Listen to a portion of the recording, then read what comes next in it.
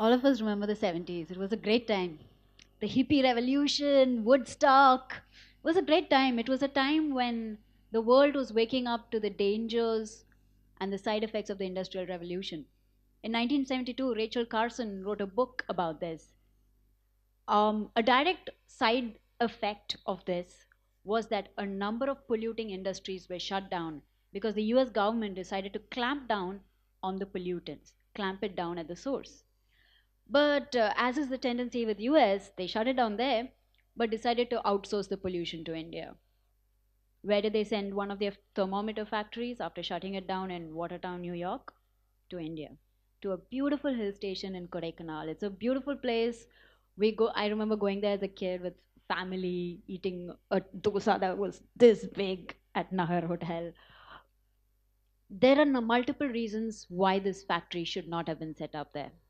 It's a beautiful hill station.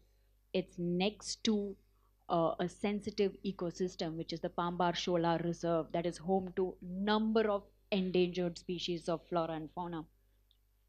It is also on a watershed, which means it's a space where water runs into rivers. You know why they set it up there? Because it's a cold place, I don't need to pay for AC. What is this middle class mom behavior?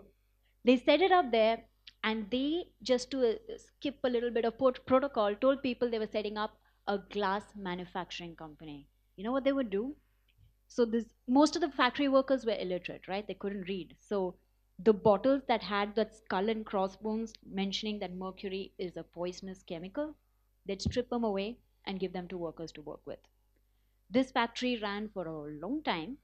And then in 2010, a volunteer was strolling around Kodaikanal and he saw a bunch of thermometers in a dump yard. And a massive, and when I say bunch, I mean like sacks of it. We who have probably studied this in school and college know that mercury is a heavy chemical, a heavy metal. It's dangerous. It affects the central nervous system. Yada da da. So when he saw this, he's like, "Whoa, where's this coming from? Is this from a hospital?" Traced it back to the factory and found that the factory was indiscriminately dumping mercury in and around the factory site and in dump yards, selling it to scrap dealers, and that scrap dealers were selling that to toy makers who were making toys and marbles that little kids play with. One thing led to another. They found out about a lot of violations, and the factory was forced to shut down in 2010. After it was shut down, these workers came in hazmat suits and started cleaning the factory sites. And then the ex-workers looked at that and went, "Whoa, wait a minute. These guys are dressed in hazmat suits cleaning up a factory site where we used to work, where we used to handle that mercury by hand. In that factory, we couldn't hear each other, so we'd scoop up mercury and shout it at someone else and say, 'Dude, can you hear me?' We used to take that pretty little ball of silver home for our kids to play with." From 2010 till 2015, from 2001 to 2015, there was a huge battle that was being fought to get the companies responsible to compensate the victims and clean up the factory site. Initially, the factory was set up by Chesbrough Pons. Later on, Hindustan Unilever, a subsidiary of Unilever, came into the picture, and they've ran the factory till 2010. It was really tough getting HUL to listen to our claims. Who are we? A bunch of tree huggers going there and protesting, and they don't care about us. For 15 years, our pleas were ignored. When I say our, I mean an entire NGO. There were Kodaikanal Workers Associations, there were reporters, there were a lot of people working for this. The pleas were ignored, and you know what was the most irritating part? The fact that Hindustan Unilever had this squeaky clean image on social media. They touted themselves as the saviors of the environment. They were like, "Oh, wash your hands with Lifebuoy soap and we will cure diarrhea." You're making soap, you're not curing, like, you're not creating penicillin. Like, guys, give us a break. So we decided that Hindustan Unilever has managed to have this squeaky clean image thanks to their greenwashing on social media. So let's hit them where it hurts most. Let's take to social media and talk about the issues at hand. Um, just a show of hands. How many of you probably saw this video, liked, shared, petition? All of you made a difference because thanks to your likes, your shares, your views, your clicks, 591 families were compensated by Hindustan Unilever.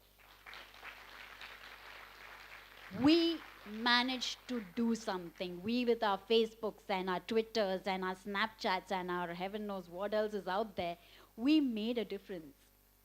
Um, Art with a message is great, but that alone can't change the world. This video was a result of a bunch of things coming together. It was an NGO, that a bunch of NGOs and workers association fighting for 15 years behind the scenes, doing reports, doing stats. So while I say art should have a message, that's great, but it's great if artists collaborate with scientists, with researchers, with lawyers, and with NGOs. I can write a great song about poverty. What, have I cured the international food crisis? No. it, we as artists, I think we have a responsibility when we're trying to make music for a cause to actually tie up with the cause, to talk to the workers, to get associated with them. Kodaikanal Won't was an example of something that worked. Um, it came together because of civil action, and it worked because Hindustan Unilever was a company with vested interests in public idea and what the public thought about the company. But there are companies who aren't B2C, there are companies who are B2B. How do we hit out at them? I'm going to take you down to 2008 when I first got associated with this. I was this rapper who was rapping about teenage angst and my identity and the typical things that rappers rap about. And an NGO saw me perform on stage and they came and said, "Hey, you're a girl with a voice. Now here's some stuff that you can say in your voice." This was an NGO called Vetiver Collective who had this show called Justice Rocks. Justice Rocks is like the coolest rock show concept ever. I'm going to take some time to talk about it. If you see any rock show, rock shows are generally sponsored by companies or sponsors, corporate sponsors. And during the show, we'll be like, "Oh my God, we'd love to thank our sponsors. Please go drink a lot of alcohol, ruin your livers, yada yada yada." Now we're a protest rock show. We're anti-establishment, anti-corporate, anti-blah blah blah. So we can't really go out there and say "stick it to the man" and also drink this black water of imperialism. We can't do that, right? So what Justice Rocks is it's a protest rock show where we don't have a sponsor, but we have an unsponsor, which is the opposite of a sponsor. What we do is we pick a corporate entity that has either been flouting human rights laws, that has been violating the environment, or even if it's not a corporate entity, even if it's in any form of government body or any body that is violating human rights, we pick them as our unsponsor and lampoon them through the show, saying, "Don't buy their products, don't work for them." So one of the first gigs I did was a Justice Rocks event called "Don't Work for Dow." Dow, D-O-W. Dow Chemicals is the company that bought over Union Carbide, who was responsible for the Bhopal gas tragedy. Don't work for Dow. Say no, smoke, no lead. Everybody now, say don't work for Dow. Say no, that year we appealed to the youth, we appealed to engineering college students to say, you know what, this is a company that has a dirty history and they still operate in our country. They sell you your ever ready batteries, they're still selling us pesticides, some of those illegal. You cannot work for a dirty company like this. And back then in 2008, I think Dow was offering 11 lakh packages and entire IIT boycotted it, a bunch of engineering students boycotted it. It was a small success, but I think, thank you. I think it's great of those young kids to turn down that amount of money. But then if you see, like most of the campaigns against Dow, we've been kind of unsuccessful primarily because Dow does not have vested interest in what the public think about it because they're a B2B company. So we have been fighting that for years. We have tried flash mobs in London. We did the Don't Work for Dow campaign. And last year, the White House put out a very nice petition website where they said, you know what? On this website, you can ask any question of the US government, and President Obama will address the answer if you get 1 lakh signatures. So the question we wanted to ask the US government was, now Dow is not an Indian company, it's a US based company, so India cannot hand over summons to Dow to ask them to appear in court to tell them, you know what, can you compensate the workers? So India had already handed over 4 summons to Dow Chemicals to US Department of Justice to hand over to Dow Chemicals, and Dow hadn't turned up in court, so which means the message was not passed on. So we asked the US government, like, dude, what's up? Why aren't you calling them down to court? Like, they've sent you 4 invites. So obviously, we did this song. That's why it was called "Don't Work for Dow." We kind of rephrased the old thing. I pulled a Preetham there and copied one of my own songs. We just took the old song, made it, instead of addressing engineering students, we told the US government, don't work for Dow. You can figure that out. So the petition was successful. We got 1 lakh signatures, but the answer was tepid. The answer was, you know what, this is outside our purview, we can't answer this, blah, blah, blah. So what you saw in front of you was 2 kind of campaigns. One that where civil action really facilitated change, and one where maybe we need to figure out better ways, we need to think about who we need to target and how we need to get the message out there. There have been positives and negatives in this entire struggle. I think my greatest learnings have been the support system of NGOs. One of the best things that the NGO I associate with did was they understood the value of music. You know what they would do before a Justice Rocks event? They would get the bands together, sit them down, and they'll say, okay, here is what we want to talk about. What's your take on that? Do you tell us what you feel? I've sat in those meetings. I used to be a hardcore capitalist. So it's like, oh, this is anti-development and blah, blah, blah. They'll be like, okay, this is our point of view. This is your point of view. How do we come to terms with this? What they did was they educated artists, they collaborated with artists and gave us that freedom and that expression. And I think that's the best thing we can do now. Create a breed of artists who are woke. So this is just a small walkthrough of the kind of campaigns that we have done. Before I leave, I would like to just perform one song, and I want to just tell you a little bit about why this song was created. Earlier the beginning of the year in Bangalore, there was a mass molestation case where on New Year's Eve, women went out and they were molested en masse. And you know what the state's response to this was? The official response by home ministers, by civil servants, it was victim blaming. What were those women doing out there at that time dressed like that? How can this be the state's response? The state absolved themselves of their duty of security by saying the women had it coming because of the way they were dressed. And we were like, wait, I pay my taxes. Are you telling me I don't have access to my own public space and I don't have access to security? You cannot shirk your duty because this is Sadda Haq. It is my right. This song is Sadda Haq.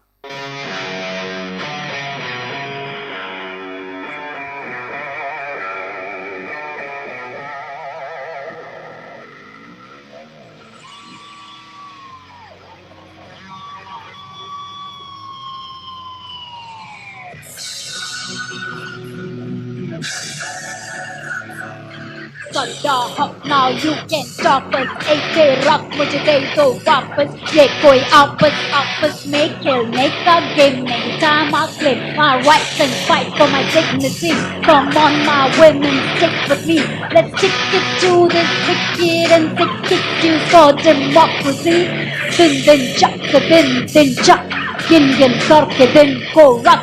सुरक्षा कोई ऐसा नहीं, हक है मेरी, बर्दाश्त नहीं होगा हमसे अब. रोना आज से बंद, क्यों ना लड़े हम होने के लिए. बचा है क्या क्या क्या क्या क्या क्या क्या क्या.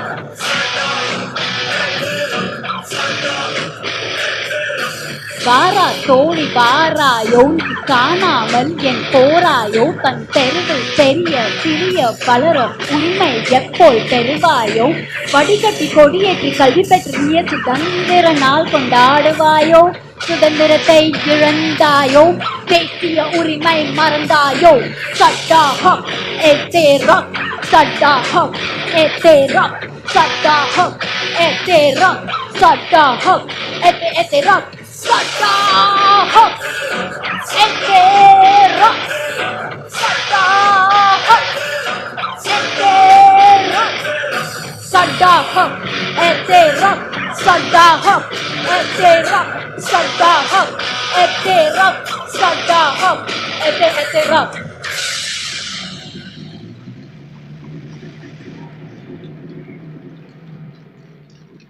Thank you so much. I'd also like to thank A.R. Rahman sir for allowing us to use this tune for our protest. Thank you. Don't just drop the mic, raise it up, people. तो मैं कश्मीर से हूँ. uh, मेरे ख्याल से what is more important in this world and life is that the choices that you make you. It's a we've heard it all the time. Well, there are two incidences, not two. There are quite a few incidences in my life that I chose to do something rather than something else, and that decided the way of life that I will live. The first one was when I was a kid. Uh, I'm 83 born, so it was around the 91. Okay, so I asked my Abu, मतलब हम Abu को पापा को Abu बोलते हैं. I asked my father if he could fetch me a patang kite, if he could buy me a kite. Uh, he said, okay, fair enough. So he went to the office. I came back. He came back, and Sham mein, when I was playing, I didn't have any kite. He didn't have any kite along. So the next day, I told him, you got to bring me the kite today, back again. That day also, he didn't bring the kite. And the third day, I asked him if he doesn't bring me the kite, I won't speak to him. And I remember because in Kashmir we have these long meadows and long downs. So I saw my father coming up from the other side and was playing. So the routine was each time my father used to come from the office around six, around 6:30 or quarter to seven. I was called home because it was getting dark and it was not safe. It was 90s in Kashmir. It was like crazy time. So call home, get inside and do your homework. I saw my father coming up from far place, and I didn't see any patang. I didn't see any kite, uh, and I was really angry. The ego in me. I didn't talk to him. He just went inside, and around quarter to seven, I realized no, I should be home. Nobody's calling me. I said, you know what? I'm not going back inside. Around seven, nobody called me. Around 7:15, I said, oh, this is serious. I should get home. I started getting scared. So when I went home, when I got inside, I saw bunch of chappals and bunch of shoes around, the veranda. And I went inside and I saw my father, my dad on the bed, and my mother and the sisters. They were cleaning the wounds of of the body of my father. And turns out to be my father was at a marketplace buying me a patang, a kite, and that's exactly where the grenade happened, and he still has the grenade shells in his body, and I could see the patanka wrapper around his hand because I couldn't see from the far. So I had a choice to do something radical at that point of time. I didn't.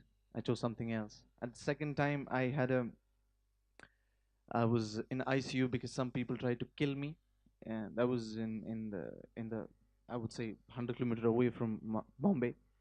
And the beautiful irony is I was saved because I ran into a Hanuman Mandir, and they thought they just let me be.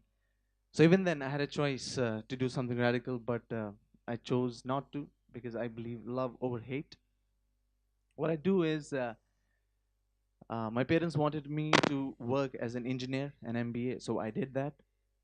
I finished my engineering, I finished my MBA, and but my heart was in poetry, Urdu and Kashmiri. So what I do is I write poetry and I compose the poetry, and I do it with my band called Aleph, and we are on the Twitter handle or wherever on the social media. We are social media words of Aleph. So I think I'll just share a couple of things with you, and maybe we'll have a fun. All right.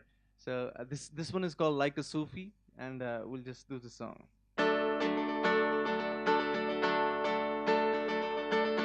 Bobay bobay sun kyaran pir seri samgina. Bobay bobay sun kyaran pir seri samgina. samgina bobai sun kyaran nutir seri samgina bobai sun kyaran nutir seri samgina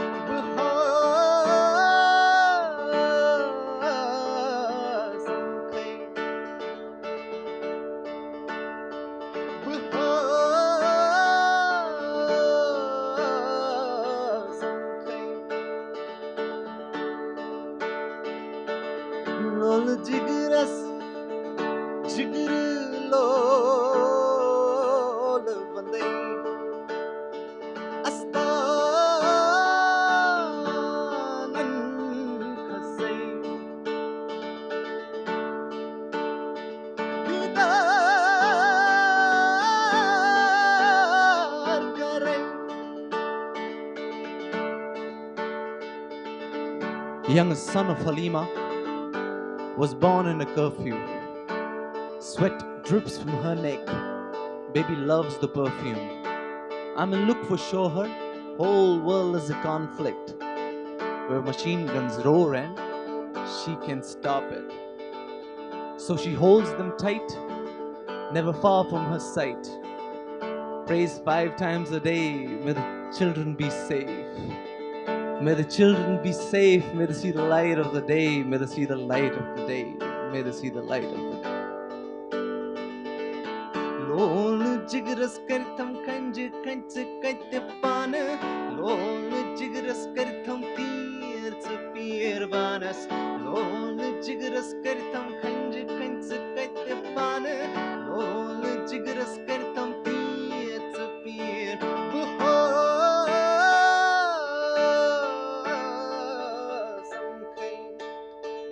Let's do the opening phrase again. Bobai sun kyaran nut pir seri samgina. Bobai sun kyaran nut pir seri samgina. Bobai sun kyaran nut pir seri samgina. Bobai sun kyaran nut pir seri samgina.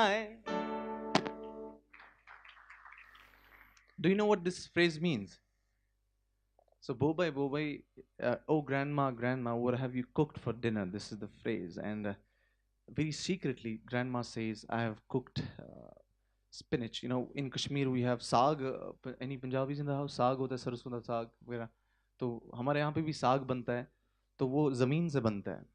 तो जो grandma है वो बोलती है, I cooked the spinach. वो साग में बनाया है, from the same soil that that the peer, the saints will put you.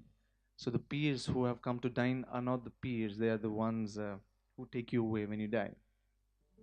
So that didn't feel that way, right? The phrase doesn't feel that dark, but that's the beauty of what we do.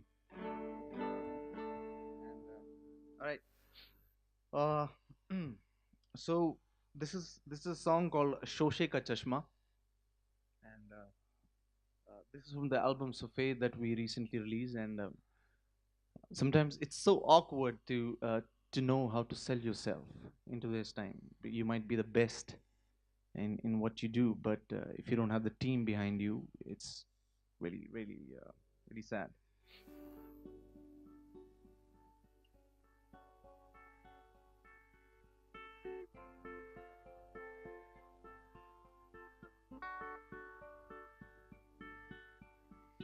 खामोशी बेचूं चिल्लाएगा कौन घर बक्से में रख छोड़ूं खरीदेगा कौन हर fun के मौला मिलते हैं रोज किससे मैं सीखूं सिखाएगा कौन ये जो शोशां है तेरा जो है सबने खरीदा कैसे मैं बेचूं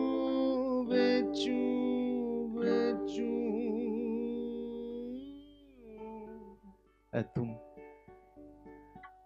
तुम जो सुन रहे हो तुम्हारी हकीकत उन बंद चंद दीवारों पे टंगे हुए आईने में है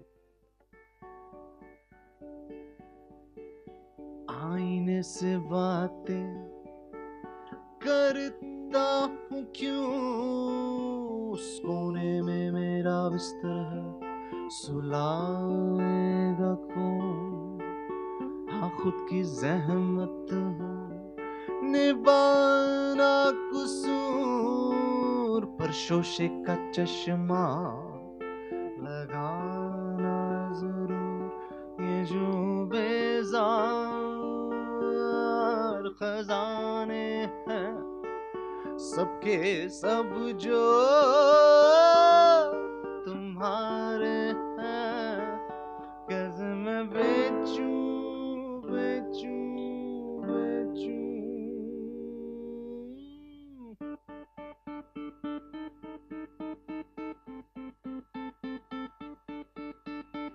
चादर है, बिस्तर है, तकिया भी है, कैसे मैं सोऊं जालिम आशिक बेपर्दा है। कहने को तो ये मोहब्बत बेचैन है, हरगिज इसमें तुम ना पड़ना खूबसूरत है।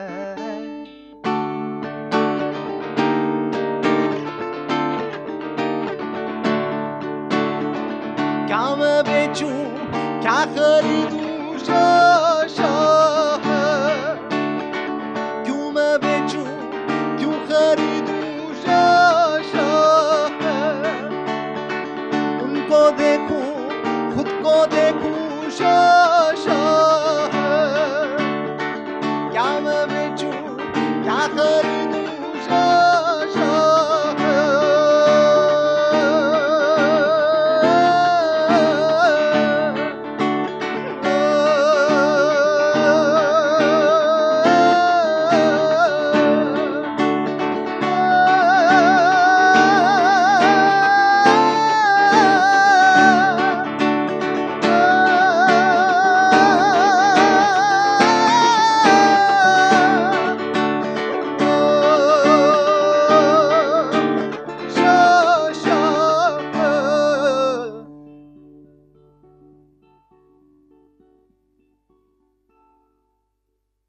Thank you.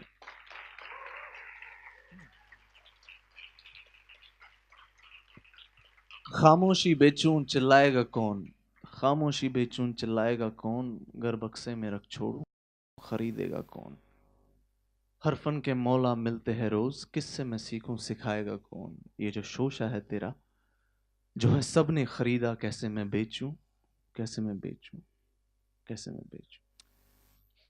This piece is called इंसान था ही ऐसा कहा जाता है। तुम किसी को जानो वो उसको जाने, वो किसी और को जाने।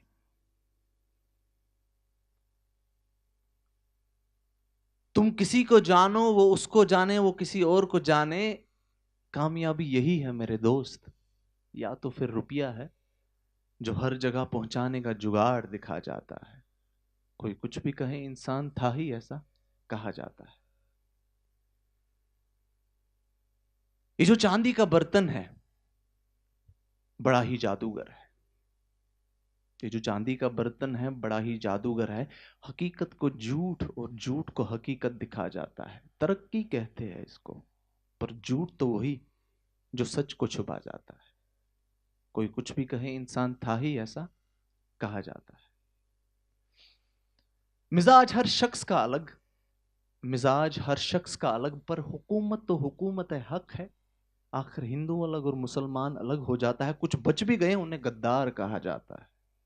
कोई कुछ भी कहे इंसान था ही ऐसा कहा जाता है। अब मजे की बात तो यह है, मजे की बात तो यह है कि गुनाहगार कौन। मजे की बात तो यह कि गुनाहगार कौन, ये महकमा भी इंसानों ने बना रखा है। वो चिल्लाते हैं मैं भी चिल्लाता हूं, अपने मुंह मियां मिट्ठू बना जाता है। कोई कुछ भी कहे इंसान था ही ऐसा कहा जाता है।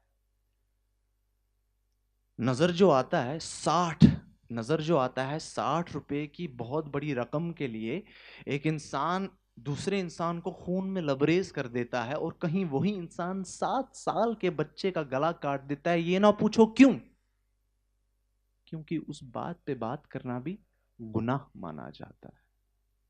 कोई कुछ भी कहे, इंसान था ही ऐसा कहा जाता है।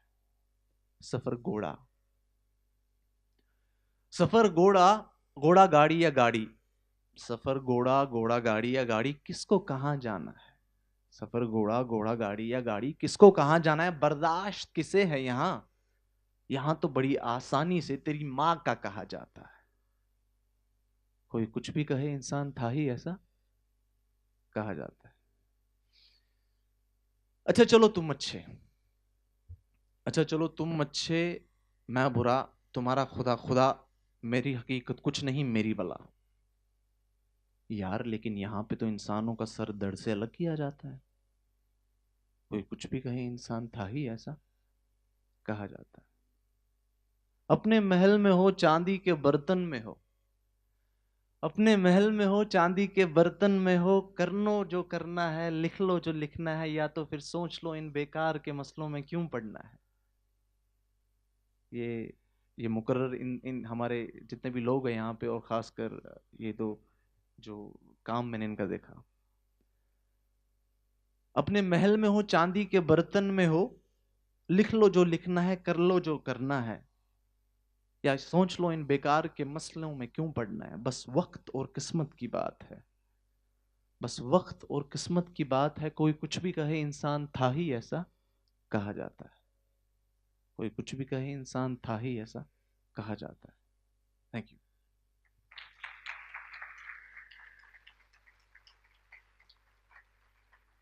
बिकॉज मेरा ये मानना है, जब तक आप तक आंच नहीं आए, जब तक आपका दामन गीला नहीं होता ना, तब तक समझ नहीं आती चीजें। And which is why like kudos to you guys. This is really really amazing. uh, I know it for sure. I haven't felt this because I have felt something else where I've seen people die in front of me. I've seen blood, but I've seen not this. But I'm sure you have seen this, which is why I kudos to you guys for you to bring up this, and kudos to all of you to come here and do this. मैं समझता हूं जो art होता है वो एक पानी की तरह होता है। अब पानी को आप कप में डाले या बॉटल में डाले, वो शेप ले लेता है। आप इमेजिन करें, ये जो कप है, this is a vehicle of entertainment cup, and the bottle that you put the water is another bottle, is a vehicle of spreading awareness. So I have, and people like them and people like you have chosen this conscious thing of putting that water, that art in the bottle where we want to spread things with a message. चलिए जी ठीक है, ये गाना करते हैं। इस गाने का नाम है लोग क्या कहेंगे।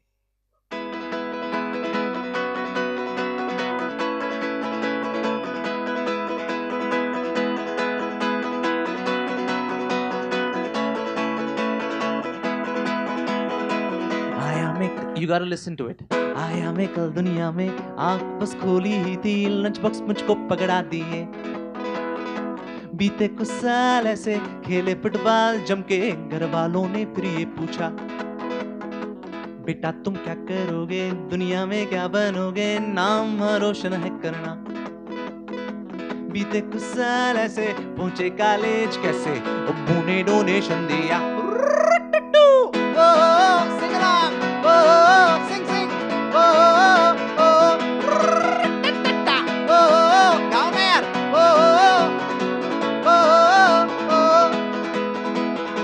कॉलेज का पहला दिन था, आंखों में सपना भी था, टॉप था मुझे है करना।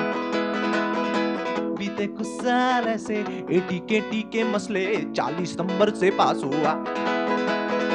प्लेसमेंट में जब भी बैठा, कट ऑफ से नीचे ही था, ऐसे तैसे जब मिला। बीते कुछ साल ऐसे हुई बीवी कैसे, अचानक बेटा भी हुआ।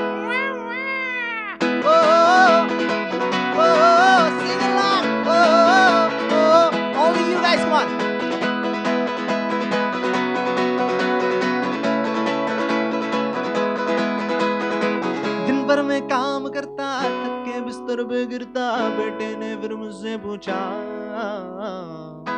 क्या पूछा, दुआ करो कि किसी का बेटा उसके अब्बू से ना या पूछे, लेकिन पूछेगा क्या? अबे कैसे कैसे मसले होते हैं दुनिया में, लेकिन पूछेगा क्या वो? अब्बू तुम क्या करते हो, दिन भर कहाँ रहते हो, दुनिया में तुमने क्या किया? अब्बू तुम क्या करते हो, दिन भर कहाँ रहते हो, दुनिया में तुमने क्या किया? 1 2 3 4 ओ ओ ओ ओ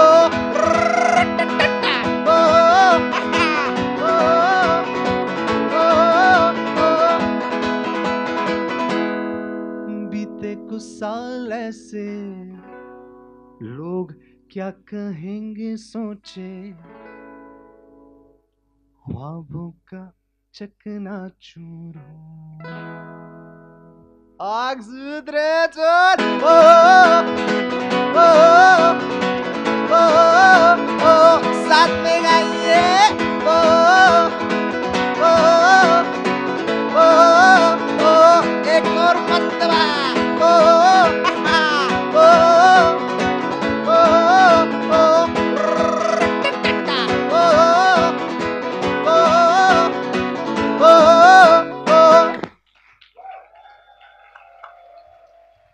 Perception, yeah.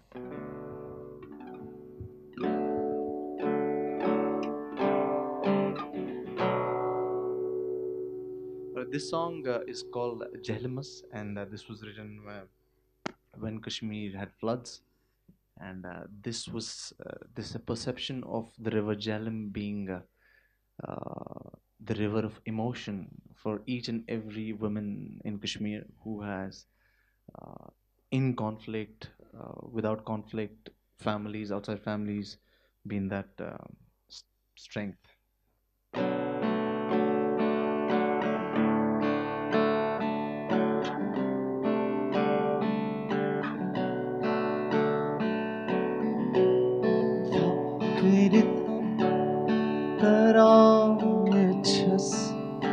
Jehlimus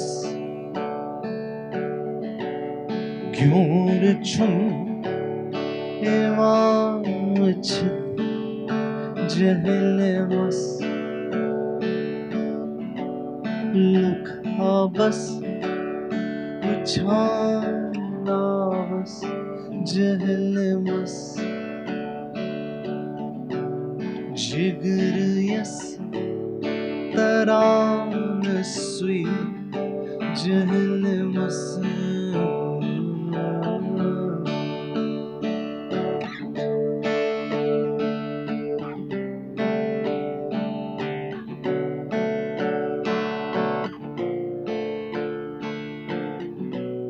Chasvihit Idris Batispit Jehlimus Qadalta Dina Kaf Jehlimus Naive Hund Pyala Chungayu Jehlimus Kotsan Chas Naive Mans Jehlimus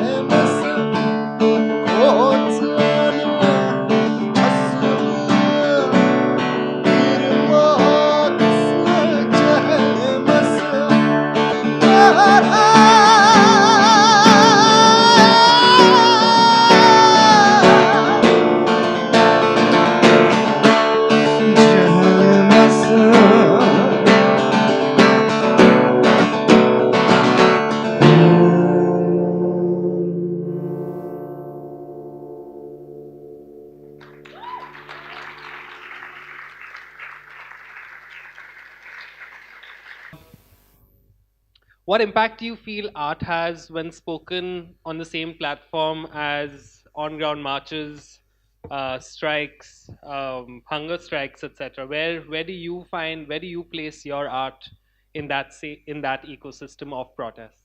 That's a very nice question, actually. I think the two definitely complement each other. So many times I've gone to marches where the music kind of keeps us going. It adds a sense of rhythm to the entire thing, but it also adds emotion to it. I think art brings out the emotion of a protest, and the marches kind of bring out the message. I feel art is one part of the whole ensemblage. I don't think it is separate from the protest. It's also a form of, you know, adding it to it, just like hunger strikes and everything else is. And in Kudankulam, for example, the beginning of the struggle, the people used to go and sing songs. So that was where it began, and then it ended up with tens of thousands of people coming in the street by 2012. So it's a long history of how art works with everything else together. Mean for you, your music actually works in a different way, where it's kind of propagating peace in a larger sense, especially with the Kashmir conflict. Can you tell us a little bit more Of about course, how your well, music works? of course, but I think it is more about making friends and creating that awareness. Because I'm not propagating anything. I'm just talking about, well, I come from a place called Kashmir, and this is happening. Honest stories, and go and read and research for yourself.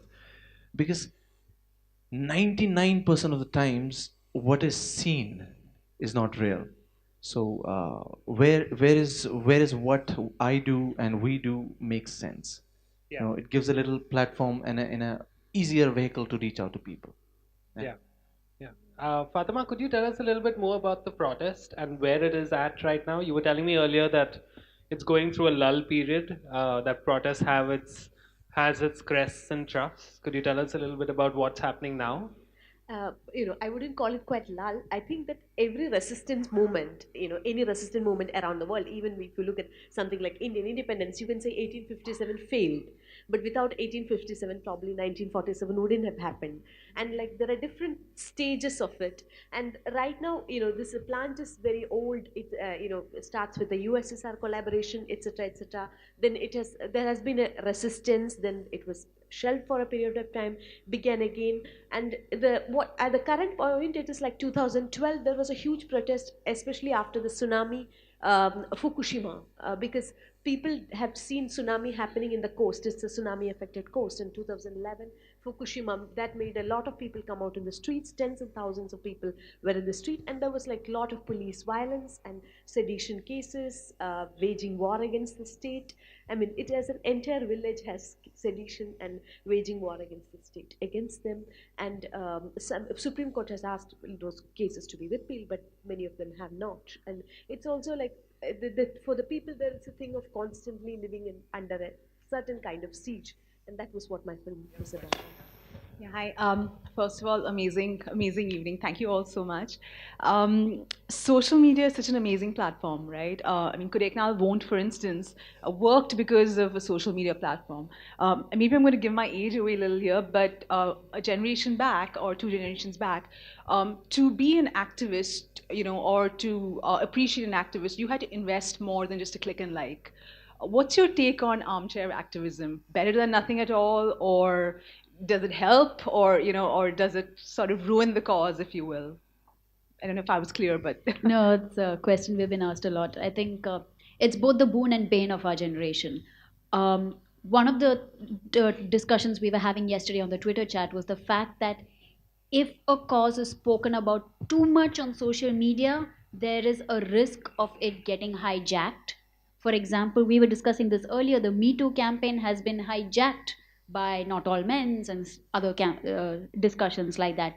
So one of the issues with social media is you might be able to start conversations about taboo topics without censorship, but the issue is it's very easy for that conversation to go into disarray. Again, at least people are talking about this. 5 years ago, rap in this country was, pardon my French, my bitches, my hoes, my nigga. What is that? 5 years ago, people did not care what feminists had to say. 5 years ago, people would not even listen to what we had to say. But now, thanks to social media, people are at least listening, and we're proving to mainstream culture, that there is an alternative culture on the rise, and this alternative culture wants to listen to people with a point of view.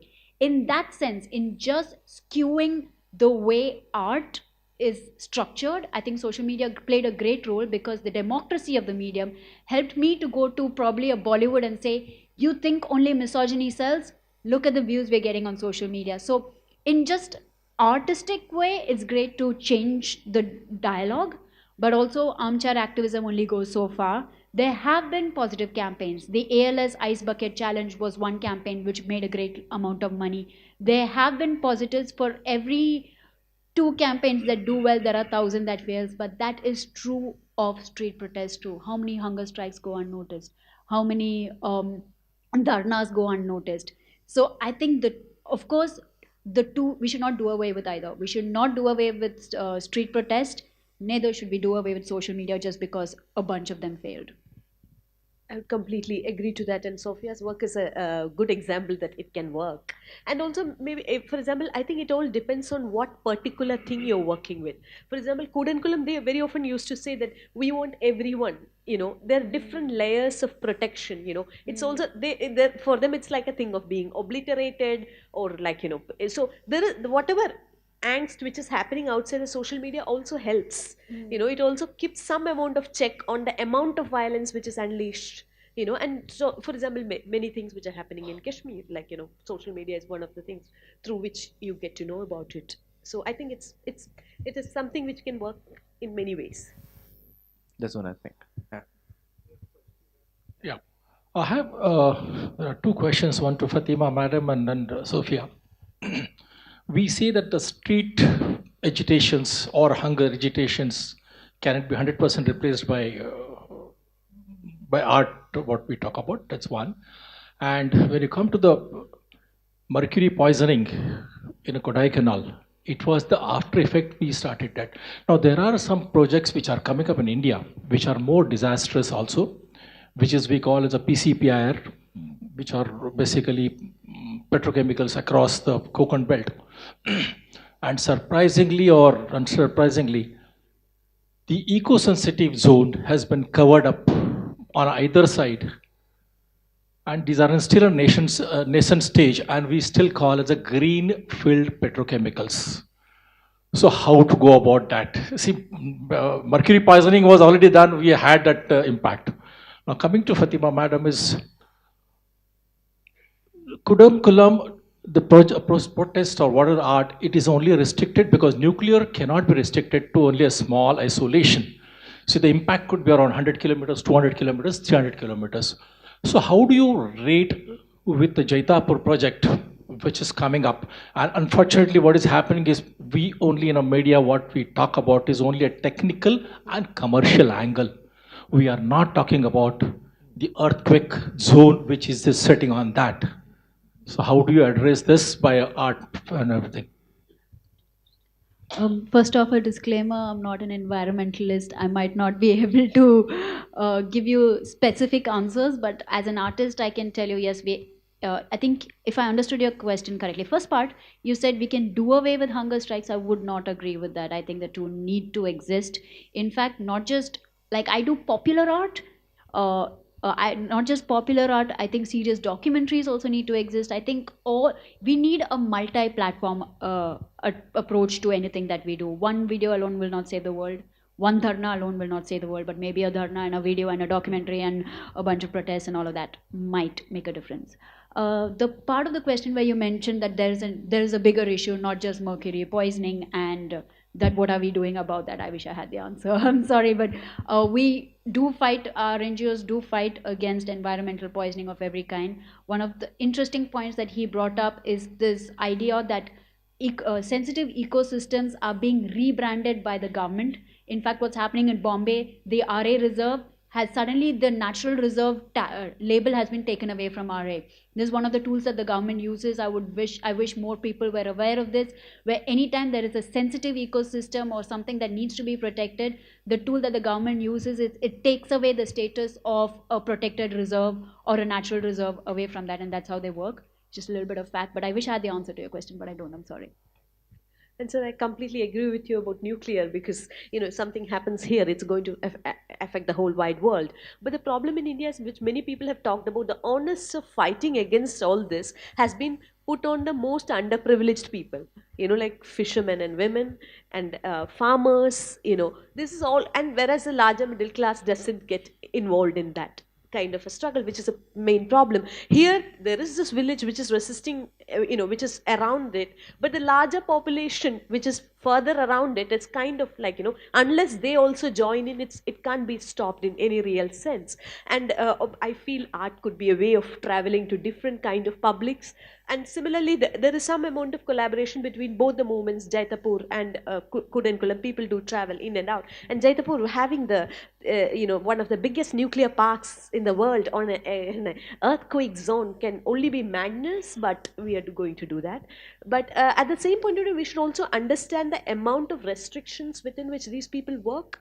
For example, at some point, even when I was filming, getting in and out of that place was slightly difficult for an outsider.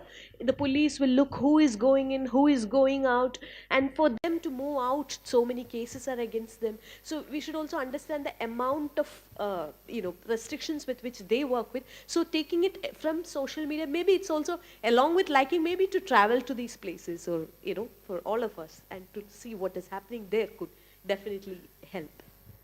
This is like taking pangas with the system. And I want to ask all of you, what are the repercussions that you have faced? You mentioned some attack on your life when you were in ICU, but I want to understand it from Fatima and Sofia. What is the edge of the razor blade? I think you should Yeah, he's that setting the first. most.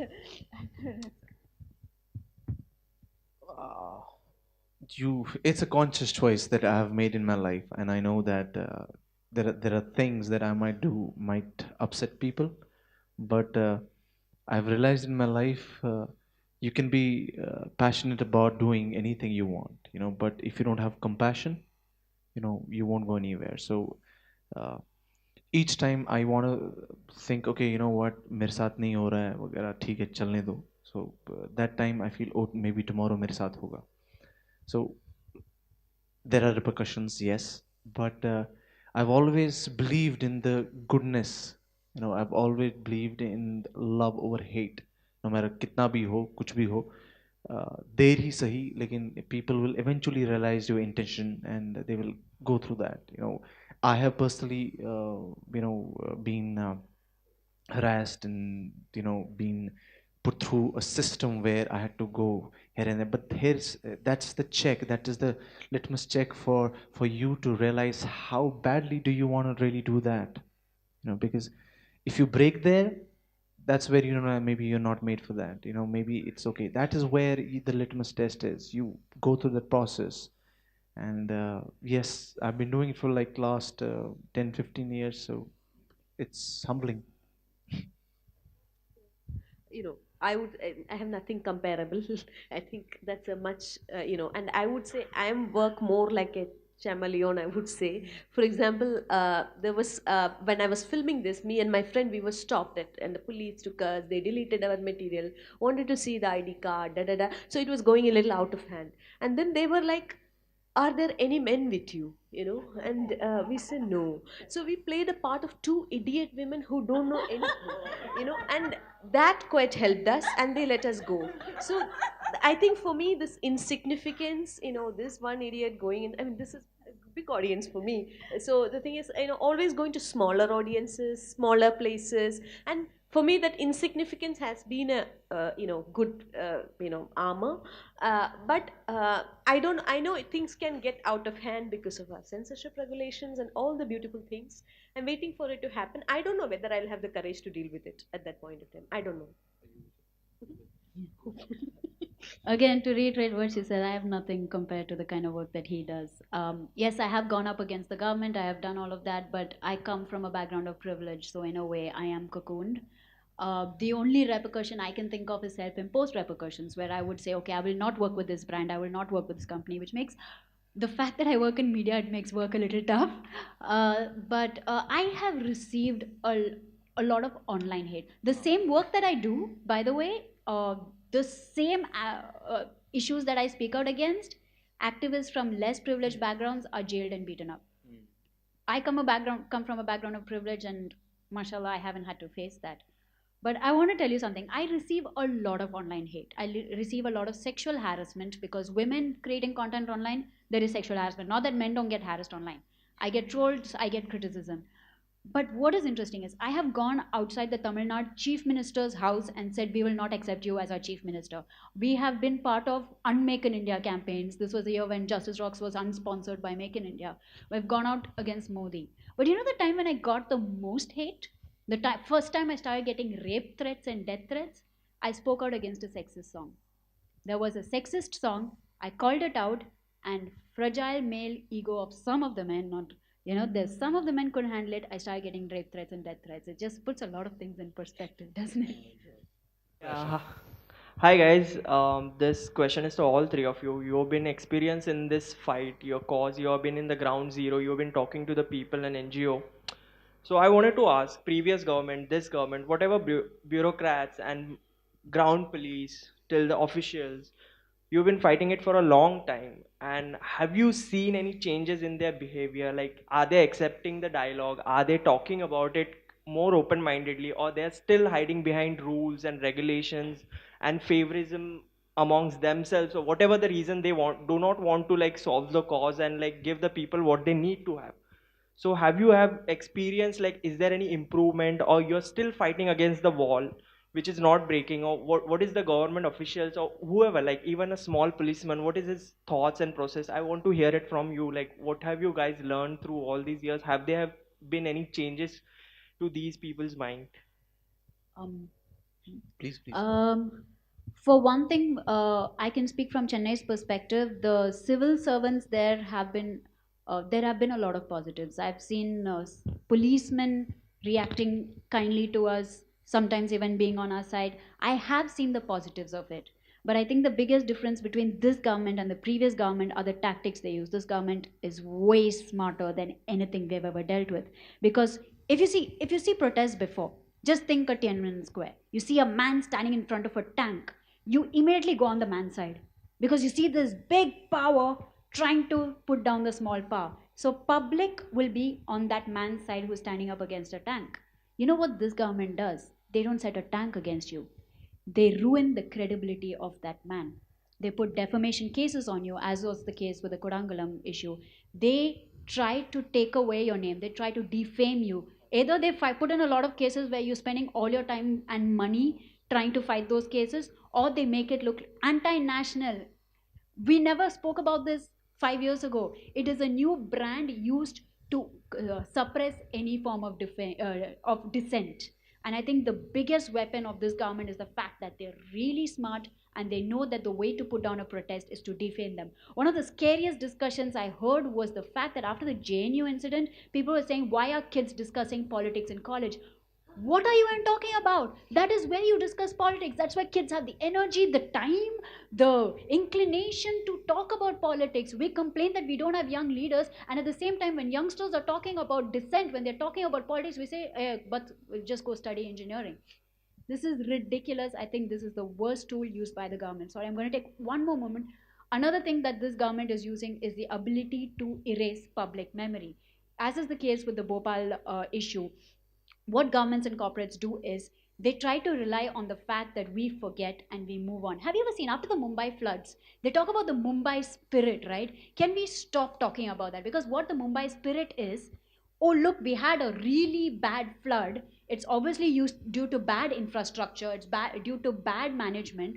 But let's not talk about it. Move on, get back to work, and let's laud the Mumbai spirit, because what the government, what the corporates want you to do is forget about things, not go, wait, stop the machines. Can we please evaluate what's going on? It's the same thing that's happening in Chennai, same thing that's happening in Bombay, same thing that's happening all over India.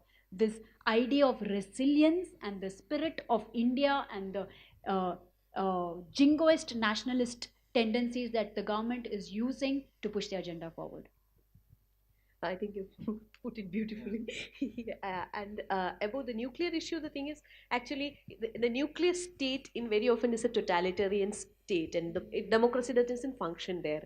Whichever government it is, you would say it is linked to national security, so you don't have to answer anything, etc., etc. So yes, the earlier lot of the thing, the main struggle 2012 and all happened with the Congress government, with the Manmohan government. With this, and also, you know, people don't get passports, people get suspended. The thing is, Kudankulam police station, that's an amazing police station which has filed the maximum number of sedition cases on one village, you know. And it's like the minute amount of way in which they, you know, for example, if someone speaks, and the people in the movie, they said don't put it on YouTube, because what do you say, the police sits and watches the YouTube, you know, who is speaking to who, you know. Then they will go and suspend their, you know, relative who is somewhere, will take the passport of someone. So it's a minute level in which, in that grassroots level, how it functions. Whereas a larger government in the center, the thing is, now the spaces in media are really, really, like, we don't have much of a media anymore. They're all being bought off one by one. So there is a certain problem there. And at the same point of time, with this government, the feeling on the ground is these guys can go and do far more. For example, there, you know, you may not, the police may not end, they might shoot at 5 people, you know, and stop there, you know. Whereas here it could go a little further, you know. That is, I think that's, I feel that's the kind of feeling on the ground. Yeah, for me, what people have learned, nothing. What these people have learned, nothing, because I really, I come from whatever I've seen. It doesn't really matter to them, and I follow this guy called Muhammad Ali. You know, we call him the champ. You know, he always used to say, "Be the people's champ." So I always try to in tune with the people, and wherever I go, I overlook everything that, you know, like that the system does, because I know they have the power. I know they can, you know, get things done, like you rightly said, from the YouTube and everything, and they do. Frankly, they do. Because there was a friend of mine. He had traveled to, you know, the other side. I don't know whether if I'm allowed to use that name. So I don't know what will happen. So they caught hold of his laptop, and they tapped his mobile phone, and just he had gone there for the wedding, and they saw everything, you know, on the YouTube, what they have, you know, the Instagram stories, वगैरह वगैरह, everything, and they have a tap on that. But like you said, they have their own ways of working, the agendas and everything. They want people to be blind. Like वो बिल्ली दूध पीती है ना, जब तो आंखें बंद करके पीती है mostly, क्योंकि उसको लगता है कोई देख नहीं रहा है. So they want people like us to, you know, have that attitude. But I think it's time to open your eyes, and like I said, look, like openly he said, in the church, ird gird apne dekho, ek dusre se baatein karo. Unless and until you don't understand each other, you won't understand the problem. And you know, and it's what is more important is have a dialogue. You know, I am from Kashmir, she's from, you know, like Kerala, Chennai. Have a dialogue, you know, where you could ask me things about Kashmir. हाँ यार ऐसा होता है क्या? हाँ यार ऐसा होता है ऐसे. Dialogues बात करो, डरो नहीं. मतलब like Kashmir is not hazardous, you know, like we can talk about it, you know, like in a good way. Leave the pride time there. We can be kind and giving, and, you know, lovely people. Yeah, that's what I think. So the question that I want to ask is maybe a little off topic from what you guys have been discussing, but I think one of the things that I realized really emergent as a thing in India is the skin tone and the color of the people, and how they discriminate from one color to another, especially the darker skins. In fact, there's a product called Fair and Lovely. So I mean, is this real? What's the thing? What's your thoughts behind that, and how bad is it? In your opinion? Well, India is a supremely racist country. I think we pretend otherwise, but we are a supremely racist country. There have been a bunch of movements against this. There's Unfair and Lovely, an entire movement against this. Dark is Beautiful. There have been movements. We are trying to change public perception. One of the ways in which we try to do that is by putting darker women more probably we try to involve all body types and all skin types in our videos. That's one of the ways we try, and we're trying to get that into mainstream cinema. There is some change happening. It's going to take a while, but there is some change happening. Anyone? Yeah, we are super racist, and when we stop being patriarchal, when the women are safe, you know, it is a time like that when this subconscious slavish mentality within us, when it will move away. It's a long, long, long, long time away, I think. At the same point of time in South, especially in Tamil Nadu and all, there has been strong things on, because we are like, we have more of a, like, we also have black ancestry. Some part of in South India, in some part of South India, you do have black ancestry, and there's been a certain thing about a black pride kind of a thing, but it's still very this. They would say all that and still go and probably buy Fair and Lovely. Yeah. So I think it's a long, long thing. That will happen when India is safe for women, probably, and when Kashmir issue gets solved, and when there is no nuclear problem, and when there is no environmental problem. A similar time like that. Sorry to be pessimistic. In fact, a little tidbit, Fair and Lovely is owned by Hindustan Unilever. And after Kodaikanal Won't came out, I used to work in advertising and I know the inside stories. And I know that Dove as a product, whenever we used to say, okay, let's put more body positive women on, they were like, oh, I don't know, man, maybe people won't buy my soap if they see a dark woman. Now, after Kodaikanal, they need to do cultural washing. So now they've got these ads with body positivity on. I think it's good that they're doing it. At least something has come out. At least it's good they're including this, but it was one of the after effects of the campaign where they're like, oh shit, oh sorry, pardon my French.